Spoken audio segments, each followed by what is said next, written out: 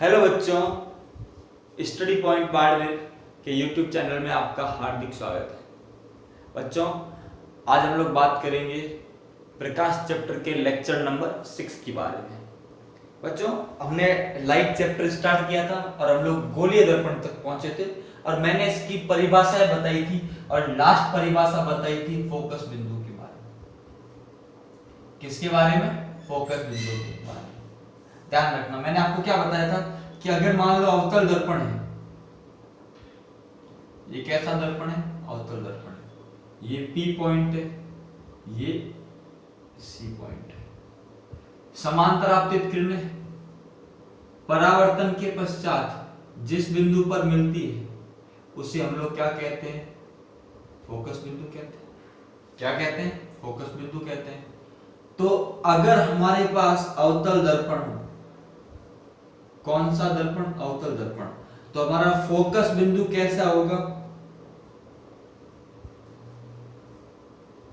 वास्तविक, क्योंकि यह किरणों को क्या करता है? इकट्ठा करता है। इसलिए मैंने इसका नाम आपको क्या बताया था? अभिसारी दर्पण। किस दर्पण को अवतल दर्पण कहते हैं या अभिसारी दर्पण कहते हैं? अवतल दर्पण, क्योंकि यह किरणों को इकट्ठा करता है। क्या करता है? इकट्ठा करता है। और इसका फोकस बिंदु कैसा होता है? वास्तविक फोकस बिंदु होता है। कैसा होता है? वास्तविक। अभिसारी को हम लोग क्या कहते हैं? Converging mirror.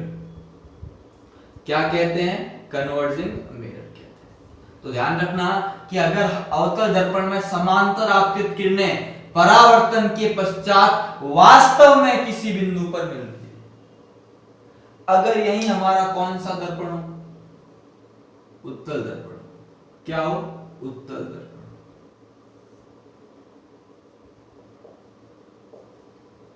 इसको हम लोग क्या कहते हैं? इसको कहते हैं अपसारी दर्पण, डाइवर्जिंग मिरर।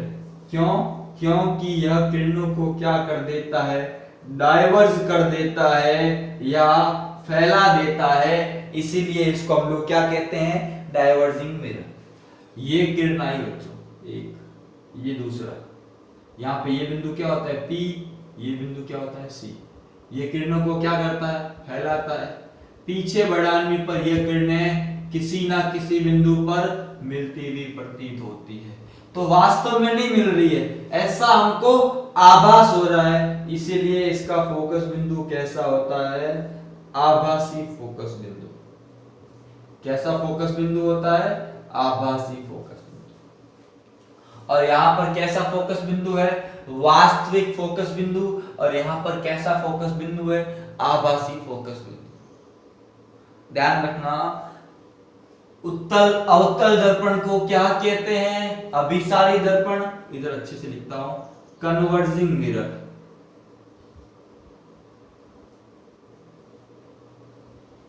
इसको क्या कहते हैं? डाइवर्जिंग। अपसारी दर्पण, वास्तविक फोकस बिंदु, आभासी फोकस बिंदु। एक और परिभाषा आती है फोकस दूरी, जिसको कहते हैं फोकल लेंथ। क्या कहते हैं? Focal length. क्या हो सकती है कि इसमें क्या बोल सकते हैं कि ध्रुव P तथा फोकस बिंदु F के मध्य की दूरी, F के मध्य की दूरी को फोकस दूरी कहते हैं। क्या कहते हैं? फोकस दूरी कहते हैं। ध्रुव P व फोकस बिंदु F के मध्य की दूरी को क्या कहते हैं? फोकस दूरी कहते हैं। और ध्यान रखना, इसे स्मॉल f, छोटे f से प्रदर्शित करते हैं। किससे प्रदर्शित करते हैं? Small f। ये जो है ना, ये स्मॉल f, ये दूरी जो है वो क्या है? Small f। ध्यान रखना, स्मॉल f।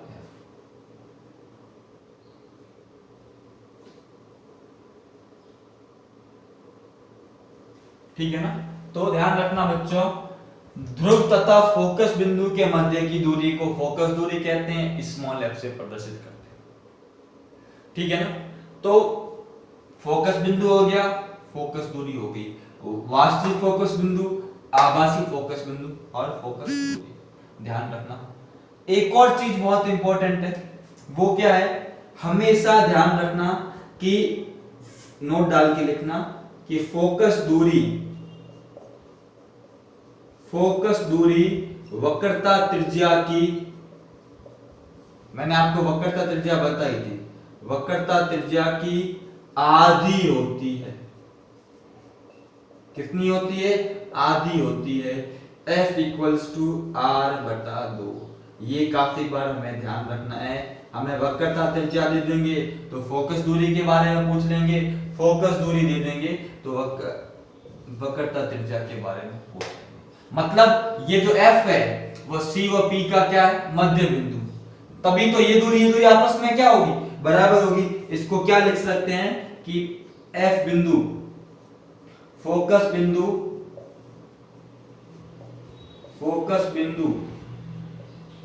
ध्रुव व वक्रता केंद्र का मध्य बिंदु होता है। ये बात भी ध्यान रखना है, हमेशा क्या होता है? मध्य बिंदु होता है। तभी तो ध्यान रखना, ये F है तो ये भी F पूरा कितना है? R। F इक्वल्स टू क्या हो गया? R बटा 2। तो ये जो इंपॉर्टेंट पॉइंट है आपको खास करके ध्यान